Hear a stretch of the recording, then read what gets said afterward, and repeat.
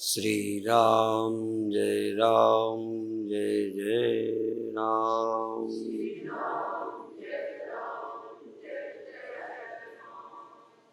श्री राम जय जय राम।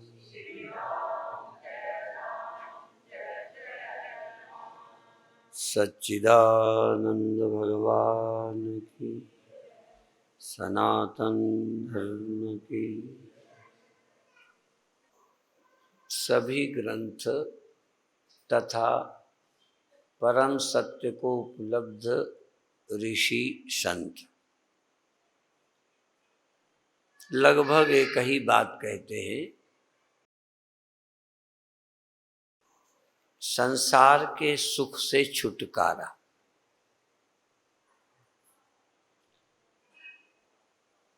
पूज्य स्वामी शरणानंद जी के शब्दों में क्रिया जनित सुख के राग का त्याग। जो शरीर से इंद्रियों से हम क्रिया करते हैं, चाहे ज्ञानात्मक चाहे क्रियात्मक, उस क्रिया जनित सुख की आसक्ति न हो, उसका राग मिट जाए तो कर्मजन्य थकान से छुटकारा होगा और कर्म का जो बंधन है वो नहीं रहेगा। कर्म हमको सुख देने वाले सुख का त्याग, कर्मजन्य सुख, क्रियाजन्य सुख बार बार तुम्हें करने को मजबूर करता है। यहाँ तक करने की सामर्थ्य खत्म हो जाती है और सुख की आसक्ति बढ़ती जाती है। यहाँ तक शक्ति ही नहीं, शरीर चुक जाता है, फिर शरीर की जरूरत पड़ जाती है। काम वासना क्या है? कर्म से मिलने वाले सुख को पाने के लिए बार बार यौवन की आवश्यकता, उसके लिए औषधि की आवश्यकता, कर्म को लंबा करना, कर्म को सतत करना। जबकि ईशावास्योपनिषद कर्म की पुष्टि करता है, कुर्वन्नेवेह कर्माणि। कर्म करते हुए सैकड़ों वर्ष जियो, निष्क्रिय होकर, निठल्ले होकर नहीं। इनमें ऐसा लगता है जैसे विरोध है, पर नहीं। कर्म जब अपने लिए किया जाता है तब बंधन बन जाता है, और कर्म तब अपने लिए होता है जब कर्म का फल अपने लिए होता है। किसी भी कर्म का फल चाहे कुछ दिन बाद मिलता है या क्रिया करते समय ही मिलता है। काम वासना में दो चीजें हैं, क्रिया जनित सुख भी है और कुछ दिनों बाद मिलने वाली संतान भी है। इसी तरह बहुत ऐसे कर्म हैं जो करने में सुख की आसक्ति होती है और अधिकतर कर्मों में फल की प्राप्ति होती है। भगवान श्री कृष्ण ने ये भी कहा, कर्मण्येवाधिकारस्ते मां फलेषु कदाचन। कर्म तुझे कर्तव्य बुद्धि से, निष्काम भावना से करनी चाहिए, फल के लिए नहीं।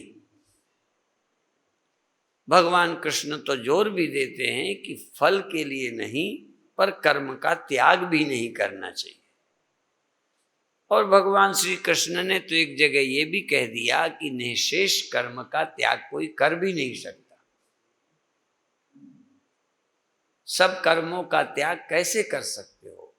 सुनना, बोलना, चुपचाप बैठे हो, कुछ नहीं करते, तो कोई बोलता है तो सुनाई ही दे रहा है, सुनना भी एक कर्म है। भूख लगेगी, खाने का कैसे त्याग करोगे? यदि कर्म का त्याग होगा तो शरीर रहेगा ही नहीं।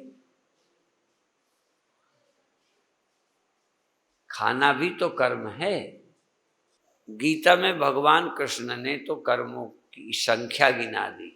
पश्यन, शृण्वन, स्पृशन, जिघ्रन, अस्नन, श्वसन, श्वास लेना। अब श्वास लेना यद्यपि तुम पर निर्भर नहीं है, पर भगवान ने इस नेचर से होने वाले कर्म को, जिसमें तुम्हारा जरा भी सहयोग नहीं है, तुम सोए हो तब भी होता है। चलो किसी में तो तुम्हारी थोड़ी रुचि रही होगी, चलने की, बोलने की, देखने की, खाने की, यद्यपि वो प्रकृति से है, पर फिर भी उसमें तुम्हारी रुचि शामिल है। सो रहे हो, श्वास चल रही है। भगवान ने तो श्वास को भी कह दिया श्वसन। प्रलपन, विलाप करना, किसी हानि में, मृत्यु में विलाप। प्रलपन, विसृजन, ग्रहणन, शरीर से कुछ त्यागते, मल मूत्र, विसर्जन, ग्रहणन, कुछ ग्रहण करते। पश्यन, शृण्वन, स्पृशन, जिघ्रन, नसनन, गच्छन, स्वपन, श्वसन। प्रलपन, विसृजन, ग्रहणन, उन्मिशन, निमिशन नपि। आंख खोलना और झपकाना, खोलना और बंद करना। निमिशन, उन्मिशन, निमिशन नपि। इंद्रियाण, इंद्रियार्थेषु, इंद्रियां अपने अपने मन और पांचों ज्ञानेंद्रियां अपने अपने अर्थ में, अपने अपने विषय में, दूसरे के विषय में नहीं। हाँ, कान कभी आंख का काम नहीं करता, आंख कभी कान का काम नहीं करती। इसलिए इंद्रियाण इंद्रियार्थेषु, इंद्रियां इंद्रियों के अर्थ में जाती हैं, ग्रहण करती हैं, अपने विषय का नेचुरल ग्रहण करती हैं। पर यहां पर भी तू करता नहीं है, तुझे करने की इच्छा नहीं है। इंद्रियां, इंद्रियों के विषय, मन और इच्छाएं नेचुरल हैं, नैसर्गिक हैं, स्वाभाविक हैं, इसमें तू करता नहीं है। तीन बातें। पहले, तू यदि करता है तो फल का त्याग कर। तू यदि करता है तो इसमें रस लेना छोड़। इंद्रिय जन्य, क्रियाजन्य सुख की आसक्ति, सुख का राग छोड़ दे। फिर तू जरूरत भर के कर्म करेगा, प्रकृति के करेगा, फिर जरूरत से ज्यादा हापादापी नहीं करेगा। यदि तू लोभी नहीं रहेगा तब भी धन कमाएगा, पर तब बड़े होने के लिए नहीं कमाएगा। अभी तो बहुत काम पता नहीं क्या होने के लिए हम करते हैं, कुछ ना कुछ होने की ललक बैठी है। इस होने से छुटकारा मरते दिन तक नहीं होता। नवे गुरुजी ने तो एक बात कह दी, सिर कंप्यो, पग डगमगे, नयन ज्योत से हीन। सिर कंपने लगा, पैर डगमगाने लगे छलने में खड़े होने पर। आज अभी मैं दोनों हाथ उठाकर पंजों के बल वृक्षासन, पंजों के बल, पूरे पैर जमीन पे नहीं, पंजे तो लड़खड़ा रहे थे। ध्रुवासन, एक पैर से ध्रुव खड़े हैं, अपन दोनों पैर से नहीं खड़े हो पाते। छोटे में हम एक पैर से बैठ के खड़े होते थे, जैसे दो पैर से बैठक करते हैं ना, बैठते उठते बैठते उठते, एक पैर से बैठ जाते, खड़े हो जाते, बैठ जाते, दूसरा पैर नहीं लगाते थे। अब दोनों पैरों से बैठने उठने में हिम्मत नहीं पड़ती, फिर हाथ लगाना पड़ता है, फिर सहारा पकड़ना पड़ता है। सिर कंप्यो, पग डगमगे, नयन ज्योत से ही दिखाई नहीं पड़ता, ऐनक लगाना पड़ता है। कई बार तो ऐनक लगा के भी नहीं दिखे। नयन ज्योत से हीन, कह नानक ई विद भई तो नहारी रस लीन। तब भी मन परमात्मा के रस में लीन नहीं होता। गुरुओं ने कहा चलो जवान हो, काम होता, स्त्री या पुरुष की याद आवे, स्त्री को पुरुष की, पुरुष को स्त्री की, स्वाभाविक है। तुम्हारे पुत्र नहीं थे उस समय, पुत्र की जरूरत थी, सहारा चाहिए, बुढ़ापे में चाहिए नहीं, बुढ़ापे के लिए ही चाहिए ना। अब बुढ़ापे में कमाई नहीं तो धन हो, क्या करोगे? चलो बहुत अच्छा था, पर अब चलने रहे हो, प्राण निकल रहे हैं, तब धन का क्या करोगे?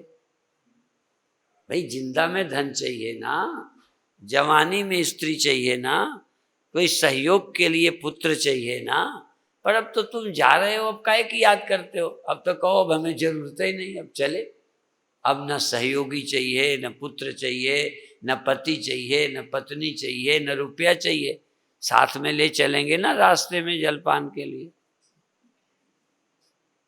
जब चाहिए नहीं तो अब मरते समय काहे रुपए की याद करते हो? जिंदा में याद करते, जरूरत है, पर अब जा रहे हो, अस्पताल में पड़े हो, डॉक्टर कहते बचेगा नहीं। अब वो भी कहते हैं, जब आशा होती है तो वो भी कह देते हैं अब तो भाई भगवान की याद करो। लेकिन उस समय भी भगवान की याद नहीं आवे, रुपए की, बच्चों की, मरते समय बच्चों की याद, क्या करोगे? यहां प्यास लगे तो बच्चों को बुलाओ, जमती है बात, बहू को बुलाओ, नौकर को बुलाओ, भी जरूरत है ना। पर जब आप जा रहे हो तो बच्चों का क्या साथ ले जाना चाहते हो? क्यों याद करते हो? धन की क्यों याद करते हो? मकान का क्या करोगे? अच्छा है या बुरा है? इस समय रहने के लिए अच्छा चाहिए था, पर अब जाते समय मकान का क्या करोगे? तो गुरु कहते हैं अंत समय में भी मंदिर का स्मरण करता है, मंदिर माने मकान का, अंत समय में स्त्री का, धन का सुमिरन करता है। जा रहा है पर पुत्र की याद करता है, क्या करेगा? ये अज्ञानी ना समझ जीव जब जरूरत नहीं तब भी याद करता है, दूसरे के धनी होने से जलता है। और तो छोड़ो, ये याद करते करते मरता है तो अगले जन्म में फिर आता है, फिर उसी काम में लग जाता है। एक जन्म दो जन्म हो गए, ये निष्कर्ष नहीं निकालता कि जब तक दुनिया में थे तब के लिए जरूरत की चीज थी, बाकी इसकी क्या जरूरत। देखो गर्मियों में, सर्दियों में जो कपड़े तुमने रजाइयां निकाली थी, मई जून में क्या किया था? हटा दिया था। कितने समझदार हो। माने जिस ऋतु में जिसकी जरूरत है रखी, बाकी बांध के रख दिया, अगले साल देखेंगे। महीनों याद ही नहीं आती कि कहाँ रखी, जब ठंडी आएगी तब याद आएगी। इस तरह संसार की कोई चीजें आवश्यक हैं, पर मैं शरीर नहीं हूं, छोड़ जाऊंगा तब मुझे इनकी क्या जरूरत। शरीर छोड़ें, जैन धर्म कहता है शरीर छोड़ने के पहले 3 वर्ष पहले, 3 महीने पहले, 3 दिन पहले, 3 घंटे पहले, 3 मिनट पहले सबसे मुक्त हो जाओ। संत बिनोआ 8 दिन अन्न जल का त्याग करके शरीर छोड़ा, ये भी नहीं लेना, इसकी भी जरूरत न रहे, और है तो भी इसके लिए बेचैन नहीं होना। शरीर छोड़ने के समय जब अन्न जल का त्याग किया होगा तब कुछ तो प्यास मन में आई होगी, मन खाने को किया होगा, पर यह बात पक्की है कि यदि 1-2 दिन छोड़ दो तो मन से भी चली जाती है। इसीलिए उपवास का, त्याग का महत्व है। कोई व्यसन जो आपको रोज करते हो, थोड़े दिन नहीं करो, मन से चला जाए।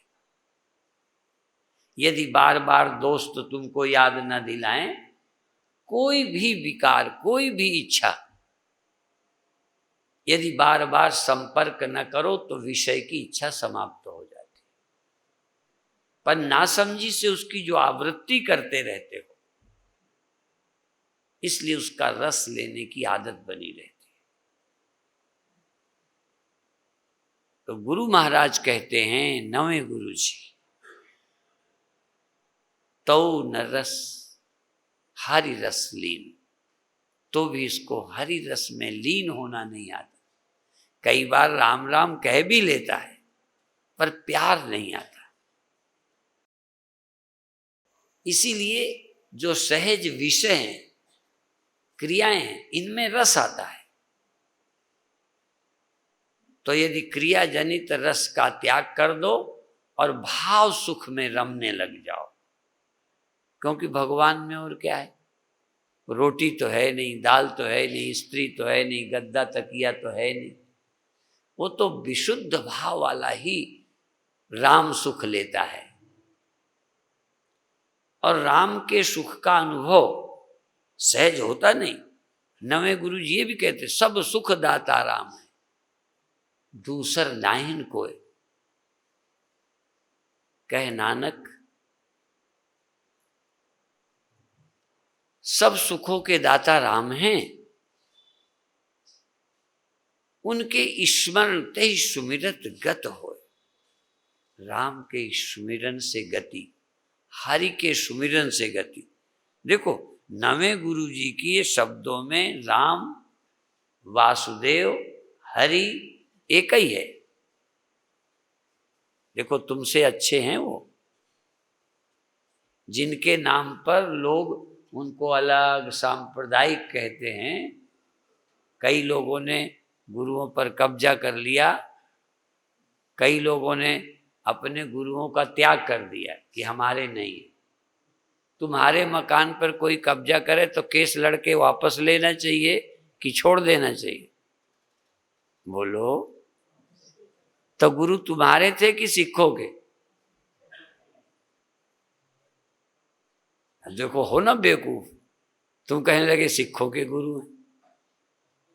गुरुओं के सिख तो हो सकते हैं, सिखों के गुरु नहीं हो सकते। गुरु तो हमारे हैं, नहीं है ना तुम्हारे। जन्मे कहाँ, जिए कहाँ, काम किनके लिए किया?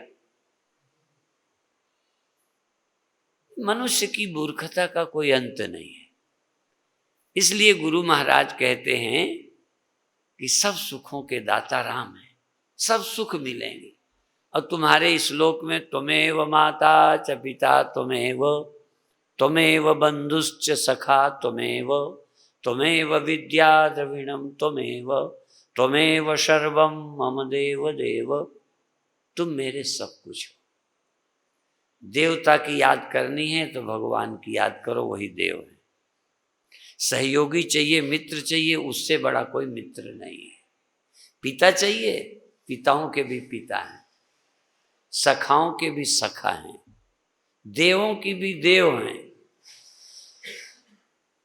तमाम देव हैं, जो भी देता है देव हैं, वो महादेव हैं, देवताओं के देव। मम देव देव, तुम मेरे देवताओं के भी देवता हो। तुमसे बड़ा कोई देवता नहीं, तुमसे बड़ा कोई मित्र नहीं, तुम्हारे से बड़ा कोई सखा भाई नहीं, बंधु नहीं, पिता नहीं, माता नहीं। ये नहीं है कि केवल भावना ही है, सचमुच भी है। सदा साथ रहते हैं इसलिए मित्र हैं। तुमसे बड़े, तुमसे भी पहले, तुम्हें जब होश नहीं था तब से वो हैं, तुम्हें तो होश आता है कभी नहीं, इसलिए तुमसे बड़े भाई हैं। तुम उनसे हुए हो इसलिए तुम्हारे पिता हैं। तुम्हारे रक्षक हैं, पालक हैं, इसलिए मालिक हैं। और उनका स्मरण ही ज्ञान है। सारा ज्ञान हो, उनका ही स्मरण न हो तो कोई ज्ञान ही नहीं है, सब बेकार की बात है। पोथी पढ़ी पढ़ी जग मुआ, पंडित हुआ न कोय, ढाई आखर प्रेम के सुमिरन के, पढ़े तो पंडित होए। विद्वान हो गए, परमात्मा का स्मरण करने जान गए, तुमसे बड़ा विद्वान कोई नहीं। हाँ, केवल परमात्मा का स्मरण तुमको होने लगे, तुम पंडितों के पंडित हो। श्लोक बहुत आते हो, लच्छेदार भाषण आता हो, भगवान का स्मरण ना आता हो, तो आप रामलीला वाले हो, मंच पे सब कर ले हो, आता जाता कुछ ना। वो राम है, ना वो सीता है, ना वो लक्ष्मण है, रामलीला है। मंच पे करके तैयारी करके, ऐसे तैयारी करके बोल लो, क्या है। तो सुमिरन तो अनपढ़े भी कर सकते। शबरी भगवान की भक्त है। हाँ, भगवान की भक्ति में कोई पैसा आवश्यक नहीं है। भगवान की भक्ति में स्त्री पुरुष का चोला बाधा नहीं है। भगवान की भक्ति में और भी कई चीजें, सुंदरता आवश्यक नहीं है, बल्कि सुंदरता थोड़ी बाधा ही है, क्योंकि सुंदरों के तो बहुत ग्राहक हो जाते हैं ना, भगवान भूल जाता है। जिनको कोई नहीं पूछता, हारे को हरि नाम। अच्छा है कोई ना पूछे तो भगवान का रास्ता तो खटखटाओगे। ये बूढ़े लोग भी तब हरिद्वार वृंदावन की याद करते हैं, वृद्धाश्रम में जाते हैं, जब घर वाले नहीं पूछते, जब तक धक्का नहीं ना लगे। गंदा उदाहरण है पर है, भद्दा लगता है पर कह दें, मन मतंग माने नहीं जब तक धक्का न खाए, जैसे विधवा स्त्री गर्भ रहे पछताए। आजकल तो कुमारी विधवा पश्चाताप तब होता है। ऐसे ये मन जो है जब धक्का खाता है, ठोकरें खाता है, तब इसको अकल आती। सुरखुरू होता है इंसान ठोकरें खाने के बाद। जब घर की तुम्हारी नहीं मानते, तुम्हारी कमाई पर जीने वाले, तब धक्का लगता। तुम्हारी सुनते नहीं, तुम्हारा खा के। कई बार तो लगता है कि नौकर अच्छा लड़कों से, कम से कम थोड़े रुपए में आज्ञा पे चलता है। तुम्हारी सारी जायदाद का मालिक तुम्हारी नहीं सुनता, जिसके लिए कमाया है। नासमझी का अंत नहीं। दैनिक प्रार्थना सभा का देना हो तो बड़ा सोच समझ के थोड़ा सा निकलेगा, और जिनको दे के जाओगे ना, जिनके लिए छोड़ के जाओगे, तुम्हारे मरने के बाद शायद ही दिन तेरे ही कर दें तो कर दें, बाद में भूल जाएंगे, याद ही नहीं करेंगे। घरों में बाप का फोटो नहीं मिलता, याद ही नहीं रहती। पहले लोग अपने पूर्वजों की याद करते थे, आज घरों में अपने परिवार के फोटो नहीं मिलते। जिनसे कोई लेना देना नहीं ना, न चाहिए गवैये वो एक्टर वेक्टर, उनके फोटो टंगे हैं। कई बार तो घर में पत्नी का भी नहीं हो, पति का नहीं हो, पता नहीं वो तुम्हारे क्या लगते हैं जिनको टांग लेते हो। कभी सोचो तो, अपनी नासमझियों को ख्याल में तो लाओ। वैराग्यवान व्यक्ति की तुरंत समाधि होती है। समाधि में बाधा है संसार का आकर्षण। जैसे बहुत चिंता वाला व्यक्ति को नींद नहीं आवे, फिर समाधि क्या लगेगी। जब नींद जैसी नेचुरल चीज नहीं आती तो समाधि कैसे लगेगी। बीते समय मैंने सुनाया था, नींद पुरातन की बधू। नींद जो है तुम्हारी पुरानी बहू है। ये बहू केवल पुरुषों के नहीं होती, स्त्रियों के भी होती। हर जीव की दो पत्नियां हैं, हर जीव के, स्त्रियों के भी दो पत्नियां, पुरुषों के भी दो। एक नींद जब से दुनिया में आए नींद तुम्हारे साथ थी, बल्कि छोटे में खूब अच्छी आती थी, एक ही थी। छोटे में एक पत्नी थी, कौन? नींद। जब सयाने हो गए तो दूसरी और आ गई, चिंता, टेंशन। पहले एक थी, खूब बच्चे ऐसे ठाठ से सोते हैं, निश्चिंत सोते हैं, बच्चों जैसी नींद वो तुम्हारी शुरू से जन्म की साथी है। नींद पुरातन की बधू, खड़ी रहे दिन रात, कार में आ जाए, ट्रेन में आ जाए, कहीं भी देखो, दफ्तर में आ जाए, नींद पुरानी बहू है, खड़ी रहे दिन रात। पर चिंता बहु नबीन लख, जब दूसरी आ गई तब पुरानी की कीमत खत्म। दशरथ को भी वो जो तीसरी थी उसकी सुननी पड़ी।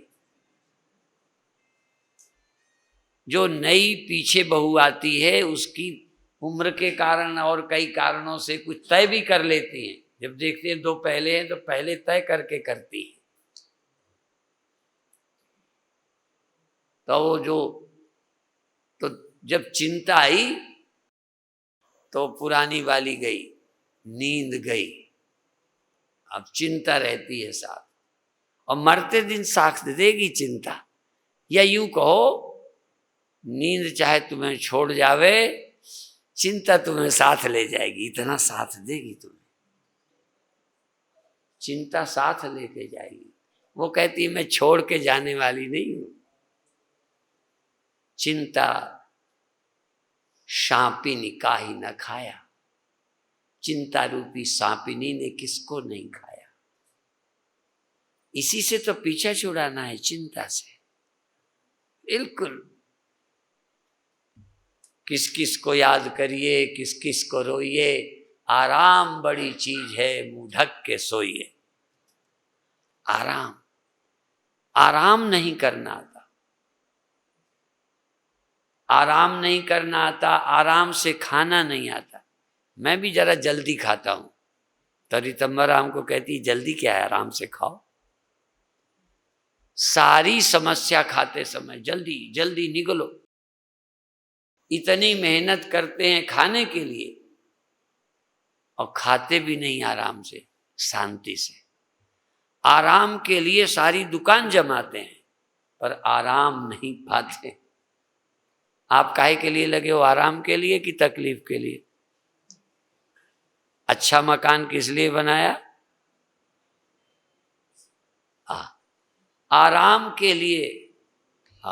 सब कुछ जुटाया, पर पूछो आराम, वो कहते आराम नहीं है, चैन नहीं है। इसलिए एक चुटकुला हमने बीते समय सुनाया था कि एक मछुआरा मछली पकड़ने जाता, अपनी जरूरत की ले आता, कभी कभी जाल लगा देता और पैर पे पैर रख के नदी के किनारे आराम करता। तो एक बाबूजी टहलते पहुंच गए होंगे बटाला के, टहलते पहुंच गए। उन्होंने कहा भैया क्या करते हो? कौन हो? कहने मैं मछुआरा। कहने मछली पकड़ने आया हूँ। फिर कह आराम क्यों करता है? मछली काम भर की हो गई हैं, आराम करता।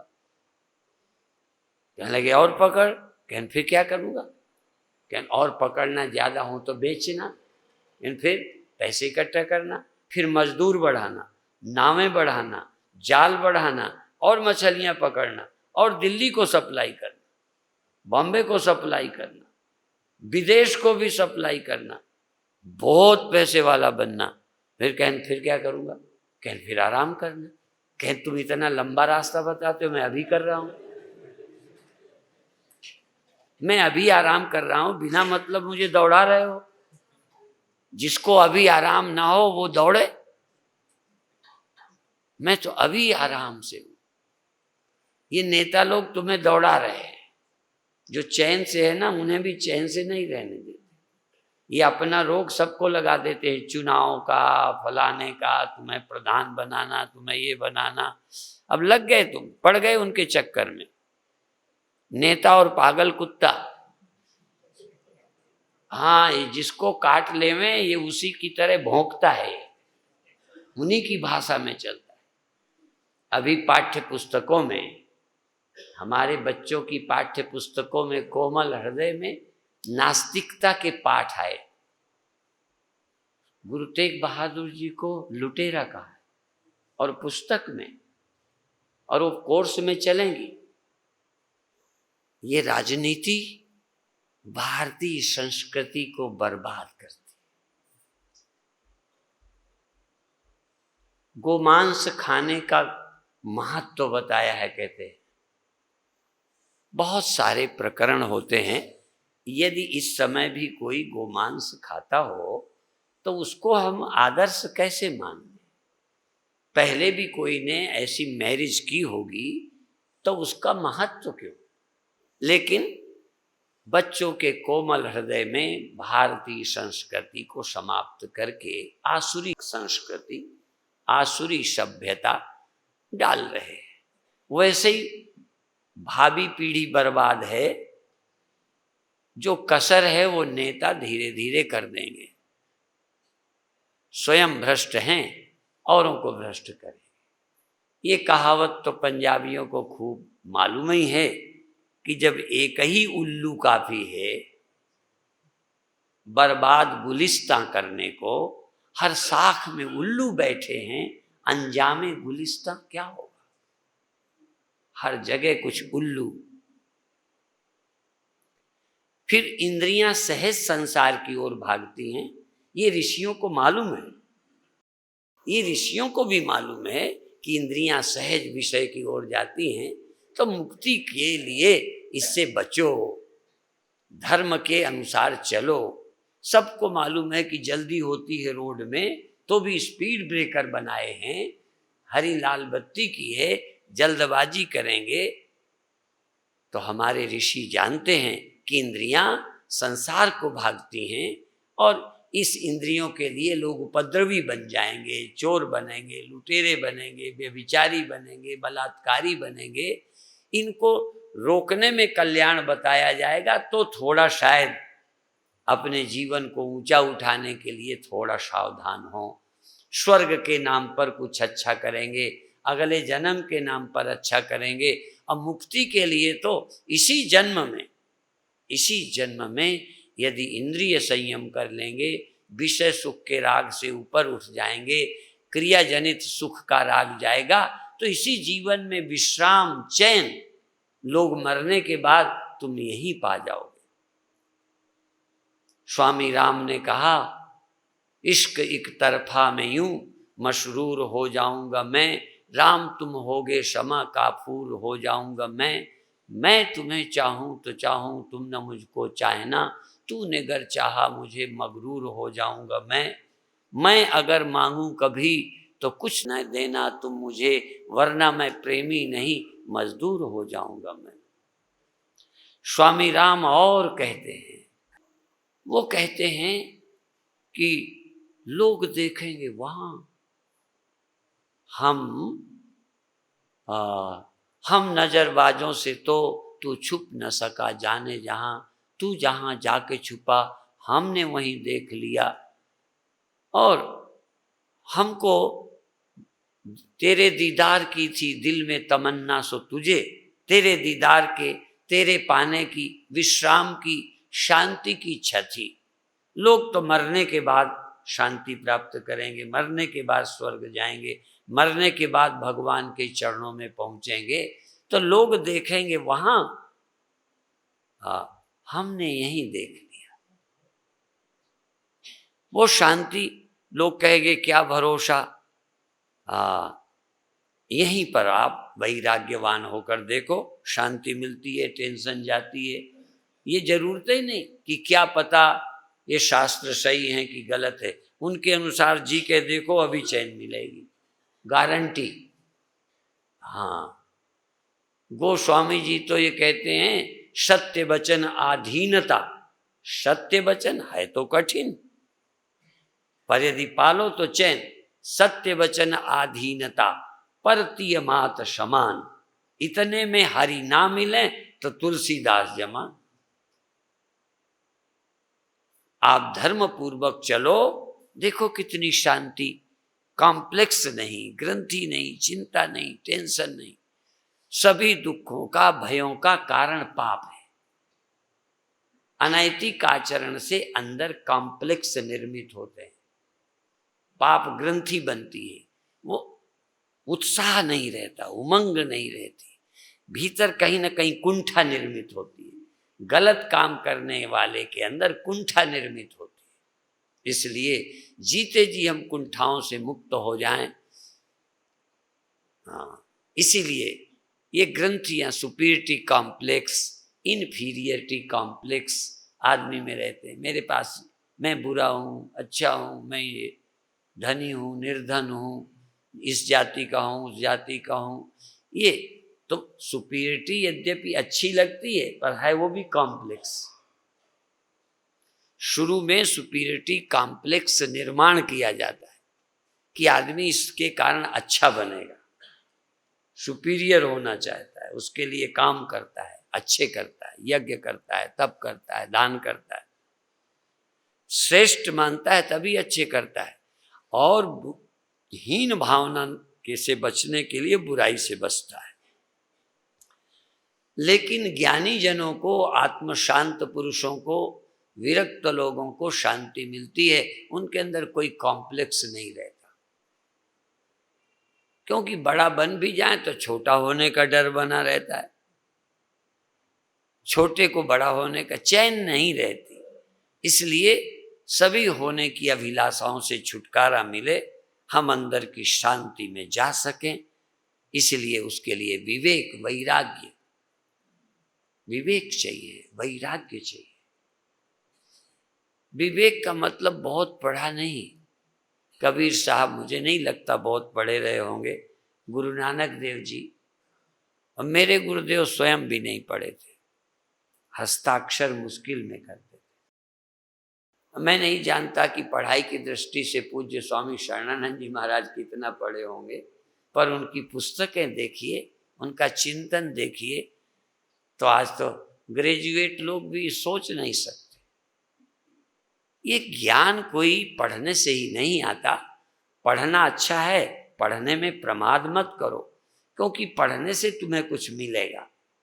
अपनी बुद्धि उतनी है नहीं, विवेक है नहीं, तो पढ़ने से प्रेरणा मिलेगी। पर फिर भी ऐसे लोग भी हुए हैं जो जन्मों जन्मों के संस्कारी। अब भगवान शंकराचार्य, आद्य जगत गुरु शंकराचार्य 32 वर्ष में चले गए। कितना काम किया है, कितनी उम्र में पढ़ लिया, कब भाष्य कर लिए, कब कितने ग्रंथों का, नए ग्रंथों का निर्माण किया, उपनिषदों का भाष्य किया, वैदिक सिद्धांत को पुष्ट करने के लिए उन्हीं को आधार बनाकर स्वयं ग्रंथ लिखे। नए ग्रंथ का मतलब वैदिक संस्कृति को और कुछ बनाने के लिए नहीं, जो वैदिक मूल्य हैं उन्हीं को अपने तर्कों से श्लोक बनाकर उसी की पुष्टि की। सारी विद्वता संस्कृति के निर्माण में लगाई। आज सारे दिमाग संस्कृति को समाप्त करने में लोग लगाते, सारी शक्ति। पहले के लोग समाज को अच्छा बनाने का प्रयास करते थे, आज गुमराह करने में सारी शक्ति लगाते। पहले हम लोग किताबें पढ़कर अच्छा बनने के लिए तर्क ढूंढते थे, अच्छे कैसे बने उसके लिए पढ़ते थे। आज हमको बुरा करने का रास्ता कहाँ से निकलेगा, ऐसे श्लोक ढूंढते हैं। जैसे वकील कोई ना कोई धारा ढूंढता है अपने अपराधी को बचाने के लिए। जब वो कोई केस लेता है तो दिमाग लगाता है कैसे दलील दूं कि ये मेरा अपराधी जिसका मैं केस लड़ता हूं बच जाए। ऐसे ही हमारी बुद्धि चाहिए कि वेद शास्त्रों में से कहीं अच्छाई ढूंढकर समाज निर्माण के लिए दिशा दें, ना कि उनकी बुराइयां ढूंढकर समाज को वहां से हटाएं। आज हम बच्चों को दुराचारी बनाने के लिए सभी सामग्रियां दे रहे हैं, देखने की, सुनने की, पढ़ने की और मित्रता। संग भी वही देते हैं जिससे बच्चे भटक जाएं। चरित्रवान बनाने की प्रक्रिया नहीं है। कुछ ऐसी संस्थाएं हैं जो ईमानदारी से काम करती हैं। मैं मुंह चुपड़ी बात नहीं करता। आप लोगों की इस दैनिक प्रार्थना सभा में आकर मन बहुत प्रसन्न होता है कि इतने लोग सब मिलकर इस काम को कर रहे हैं। समय दान देते हैं, जीवन दान देते हैं, अर्थ दान देते हैं, सद्भावना देते हैं, और दूर दूर रहने वाले भी इस संस्था का स्मरण करते हैं। और बधाई के पात्र हैं ऐसी संस्थाएं, ये तो है ही, और भी ऐसी संस्थाएं जो सच्चे हृदय से समाज के निर्माण का काम करती है, एकता की बात करती है, सभी मनुष्यों को लेकर चलने की बात कहती है। हम जानते हैं कि कुछ न कुछ सबके जीने की पद्धतियां, चिंतन की पद्धतियां भिन्न हैं, पर फिर भी नास्तिकों से अच्छे हैं। किसी पद्धति से चलते हैं। बुरे रास्ते पर गुमराह करने वालों की तुलना में धर्म के रास्ते पर चलाने वाले कोई संप्रदाय हैं, वो बधाई के पात्र हैं। उन सबको हमें प्यार करना चाहिए, लेकर चलना चाहिए।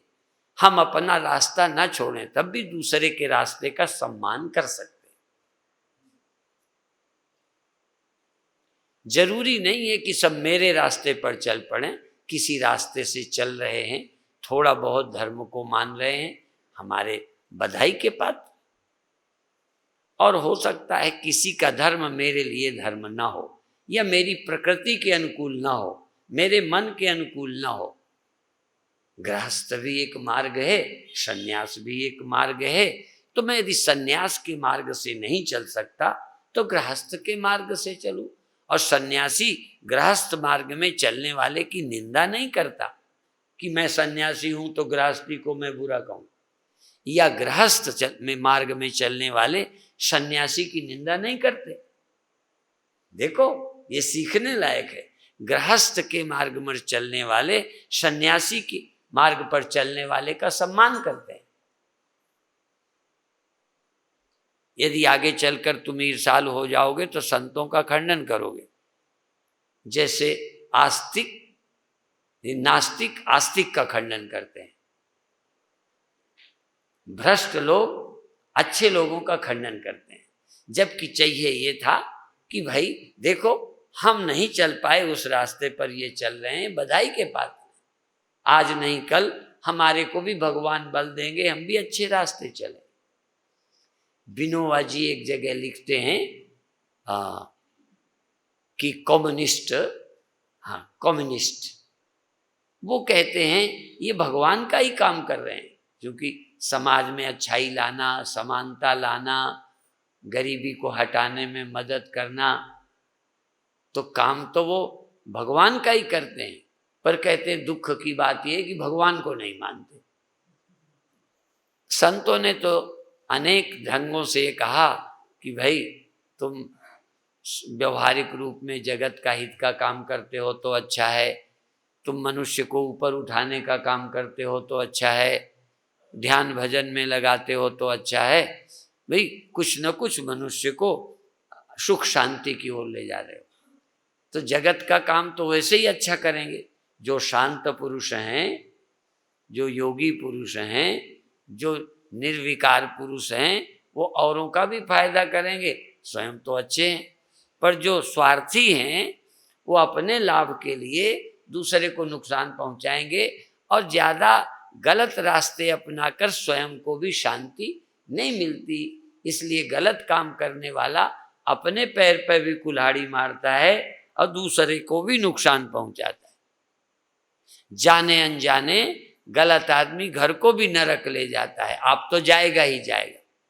कई पीने वाले, गलत करने वाले घर वालों को दुखी करते हैं, और आप भी कोई सुखी तो होते नहीं, अपने जीवन भी बर्बाद करते हैं। तो आप बधाई के पात्र हो। अपने जीवन को अच्छा बनाने के लिए कुछ अंदर विश्राम, कुछ देर होश में, नींद में नहीं। नींद में जाना मना नहीं, पर वहां तुम बेखबर हो जाते हो। तुम होश पूर्वक थोड़ी देर के लिए जगत से उपराम होकर, जैसे मुझे चाहिए कुछ नहीं, थोड़ी देर के लिए जैसे नींद आवश्यक है, इसी तरह से थोड़ी देर के लिए ध्यान आवश्यक है। नींद की तरह ध्यान जरूरी समझो, और वहां करना थोड़ा है, अचाह होकर वैराग्यवान होकर, अतीन्द्रिय होकर, जैसे अशरीरी और अतीन्द्रिय, बिना इंद्रियों के, माने इंद्रियों की मुझे जरूरत नहीं, विश्राम करो। जब मालिक सोता है तब कई नौकर आराम कर लेते हैं, मालिक जब नहीं होता तो बीड़ी पीते हैं, बाथरूम जाते हैं, पेड़ की छाया में बैठ जाते हैं, मालिक आते बेचारे फिर लग जाते हैं, चैन नहीं लेने देता मालिक। ऐसे ही तुम उसी बेईमान मालिक की तरह हो, अपनी इंद्रियों को तुम आराम नहीं लेने देते। तुम आए, ये करो, ये देखो, ये हो, और फिर इंद्रियां कब आराम करती हैं? जब तुम सो जाते हो, तब शरीर को आराम मिलता है, इंद्रियों को आराम मिलता है। जब तक तुम जागे हो इनके साथ उपद्रव। पर योगी क्या है, ज्ञानी क्या है कि मैं होश में हूं और मेरे जागते आंखें सो रही हैं, मेरे जागते मन आराम कर रहा है। नौकरों को आराम दे, मालिक जग के देखे कि हाँ ठीक है, और ऐसे धीरे से चले कि नींद न खुल जाए इनकी, आराम करें। दिन भर काम किया है, थके हैं, अपने कर्मचारी को आराम देना। तो इंद्रियां तुम्हारे कर्मचारी हैं, मन तुम्हारा है, इनको कभी आराम तो दो। और देखो कितना चैन में है, कितना आराम में है शरीर। योगासनों में शवासन एक आसन है, शवासन, जैसे मर गए, शरीर मर गया, इंद्रियां मर गई, मन मर गया, और तुम जाग रहे हो, या तुम्हारा शरीर का इंद्रियों का संबंध विच्छेद हो गया। मौत क्या है? शरीर इंद्रियों से तुम्हारा संबंध टूट गया, इस घर बार से मर गए। तो थोड़ा जीते जी भी एक आधा घंटे के लिए सबसे संपर्क टूट गया। कभी बाढ़ आ जाती है तो कहते हैं संपर्क टूट गया है। ऐसे तुम ध्यान में थोड़ी देर के लिए घर से, शरीर से, इंद्रियों से संपर्क तोड़ दो, तुम अपने अंदर आत्मा में, प्रभु में विश्राम करो, फिर आके काम करो, फिर आ जाओ। कभी कभी जब बाढ़ फिर खत्म होती है, फिर आना जाना होता है। कई तो गांव ऐसे पानी के घेरे में आ जाते हैं कि 3-3 दिन तक सारे देश से उनका संबंध कट जाता है। फिर हेलीकॉप्टर से उनको भोजन पहुंचाया जाता है या मिलिट्री लगा के उन्हें बाहर किया जाता है। तो वो तो बाद की बात है। हमारे यहाँ भी तो संकट कभी न कभी शरीर में आना है, तो पहले से ही थोड़ी देर को शरीर इंद्रियों से संपर्क तोड़कर आत्मा में विश्राम करें। यदि ये पहले सीख लेंगे तो मृत्यु तुम्हारे लिए दुखदाई नहीं रहेगी। मृत्यु के दुख से बचना है तो जीते जी ध्यान करना है, नहीं तो वियोग की चिंता तुम्हें सताएगी। पता नहीं क्या होता है, कहाँ जाते हैं। जहाँ जाते हैं मरकर अभी जाके देखो, कहाँ जाते हैं? जहाँ शरीर नहीं है। कहाँ जाते हैं? जहाँ इंद्रियां नहीं है। न तत्र चक्षुर गच्छति न वाक् गच्छति न मनो। जहाँ इंद्रियां नहीं जाती, जहाँ मन नहीं जाता, ये नहीं जाते जहाँ तुम होते हो। एक अवस्था होती है जहाँ मकान नहीं होता, ईंटें नहीं होते, मिट्टी वहाँ भी होती। कोई कठिन बात नहीं है। तुम वहाँ भी होते हो जहाँ इंद्रियां नहीं होती। यद्यपि तुम वहाँ भी हो जहाँ इंद्रियां हैं, तुम ही यहाँ हो जहाँ शरीर और इंद्रियां हैं, तुम ही वहाँ हो जहाँ केवल मन था। तुम और आगे जाओ जहाँ मन भी न था, तुम वहाँ तक जाओ जहाँ तक कोई नहीं जाता। ये सारे साथी तुम बढ़ते जाओ, ये साथ छोड़ते जाएंगे। जैसे रॉकेट वगैरह ये छोड़ते हैं, कोई तो ऊपर जाते हैं तो भारी चीज छूटती जाती है, फिर और आगे हल्के, फिर वो छूट जाती, फिर और आगे। ऐसे ही आगे जब चलोगे तो ये शरीर यहाँ छूट जाएगा, आगे चल के इंद्रियां छूट जाएंगी, और आगे चल के मन छूट जाएगा, और जाके आगे विचार भी छूट जाएंगे, और आगे अहंकार, सीमा छूट जाएगी, सीमित तक हो जाएगी और असीम चैतन्य रहेगा। वही है ब्रह्म, वही है आत्मा, उसी के पाने के लिए जीवन मिला है। उससे क्या होगा, एक बार वहां की यात्रा कर लो तो आना जाने में भय नहीं रहेगा, चिंता नहीं रहेगी। नींद में जाने में तुम डरते हो? बोलो, झूठ नहीं बोलना, बोलो। आराम से बिस्तरा लगा के, और मरने के लिए अपने आप बिस्तरा लगा के मरोगे कि अब जाने का टाइम है, आराम से अपनी तैयारी कर लें, खुद अपनी ठठरी बना लें? वो बनाते हैं ना, उठा के तो तुम खैर नहीं जा पाओगे, पर तैयारी करके आराम से कि अब अपना जा रहे हैं, बाकी ये फेंक देंगे। देखो, तो सोते हो आराम से क्योंकि कोई डर नहीं है, तो मरो भी आराम से। क्यों? अव्यक्तादीनि भूतानि व्यक्त मध्यानि भारत, अव्यक्त निधनान्येव तत्र का परिदेवना। पहले भी अप्रकट थे, बीच में प्रकट हुए, फिर अप्रकट हो गए। ये मौत थोड़ी है, बीज था, वृक्ष निकला और फिर बीज रह गया। अप्रकट वृक्ष का नाम बीज है, प्रकट बीज का नाम वृक्ष है। तो प्रकट जीवन का नाम जन्म है, अप्रकट जीवन का नाम मृत्यु है।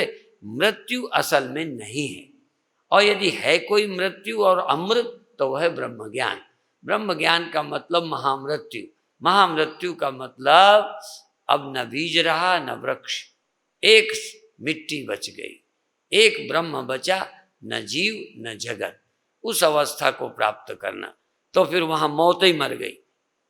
जब तक शरीर में हो तब तक मौत है, जब तक मन में हो तब तक आना जाना है। हाँ, शरीर में हो तो मृत्यु, मन में हो तो आना जाना, सुख दुख। इसके पार गए तो न सुख न दुख, न जन्म न मृत्यु, न आना न जाना। इसलिए उस सत्य को प्राप्त करना आसान है, कठिन नहीं है।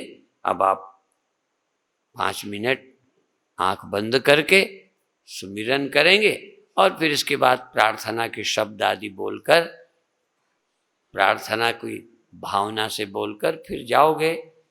आंख बंद करें और एक बार श्वास का स्मरण करें। श्वासा नासाभ्यंतर चारिणव, नाक के अंदर विचरण करना। भगवान श्री कृष्ण ने कहा नासाभ्यंतर चारिणव, ब्रह्मचारी व्रत लेकर नासा के अंतर, नाक के भीतर चरना, चलना। नाक से जब श्वास जाती है अंदर, उस श्वास के साथ रहना और श्वास के साथ प्रभु का नाम। कोई ओम नमो भगवते वासुदेवाय, कोई राम राम राम, कोई ओम नमः शिवाय। हाँ, जिस कोई वाहेगुरु वाहेगुरु, जो आपकी इच्छा हो, पर ये सारे नाम एक ही परमात्मा के हैं। जैसा कि मैंने अभी कहा था, नवे गुरु जी ने हरि का प्रयोग किया, राम का प्रयोग किया, वासुदेव का किया, तो उनकी समझ में ये अनेक नहीं है, एक ही परमात्मा का।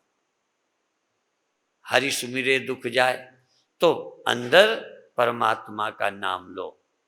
परमात्मा देह का नाम नहीं है, परमात्मा इंद्रियों का नाम नहीं है, परमात्मा मन का नाम नहीं है, परमात्मा बुद्धि का नाम नहीं है, परमात्मा अहंकार का नाम नहीं है। छोड़ते जाओ, छोड़ते जाओ और नाम लेते जाओ, नाम लेते जाओ। 4 वाणी हैं, वैखरी, मध्यमा, पश्यंती और परा। कोई परा वाणी से बोल दे तो निहाल हो जाए, बोले सो निहाल। परा वाणी से बोलो, इस जबान से नहीं, कंठ से भी नहीं, हृदय से भी नहीं। आहा, न वैखरी न मध्यमा न पश्यंती, परा परा। चैतन्य बोले, चैतन्य, जो अंदर चेतन है वो प्रभु का नाम बोले। श्वास का थोड़ा सहारा ले। श्वास भी मुख्य नहीं, मुख्य तो जीवन, मुख्य तो चैतन्य है, वही परमात्मा को बोले। क्योंकि ये चेतन और परमात्मा एक है। ये चेतनता और चेतन, चेतनता, चैतन्यता, ये जीव जपे, जीव। जीव तो बहुत जप चुकी, आज जीव जपे, जीव। जीव जीव जीव कहाँ रहता है? वो निरंकार, निराकार, अकाल पुरुष, ब्रह्म, राम तुम्हारे मन के पीछे, तुम्हारे मन के न रहने पर भी रहता है।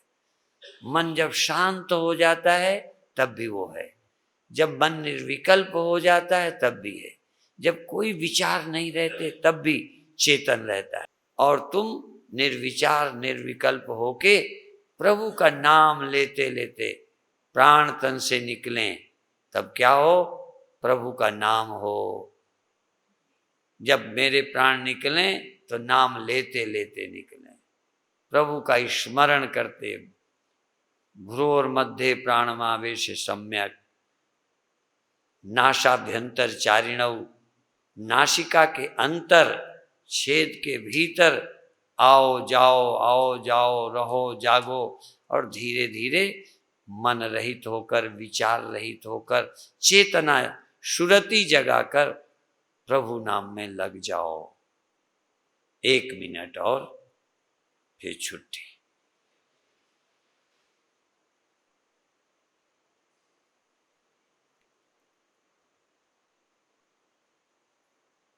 थोड़ी देर के लिए जैसे संसार है ही नहीं।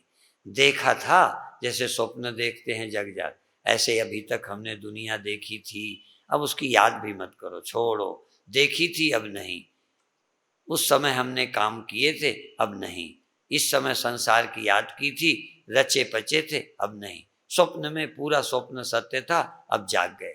ऐसे ही सब कुछ था, पर इस समय केवल प्रभु का नाम है बस। प्रभु नाम के अतिरिक्त तो कुछ नहीं, कोई चाह नहीं, कोई इच्छा नहीं, कोई संकल्प नहीं, कोई योजना नहीं, पूर्ण वैराग्य। चाहिए कुछ नहीं प्रभु के नाम के लाभ।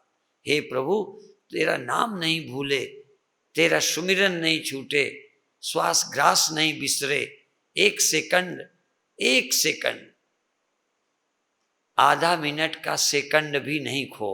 सुमिरन सुमिरन सुमिरन, नाम नाम, नाम ले तो भव सिंधु सुखाही, नाम लेते संसार सागर सूख जाता है। प्रभु की याद करते मुक्ति मिलती है, शांति मिलती है, समाधि मिलती है। और बस अब धीरे से सहज भाव से छोड़ दीजिए।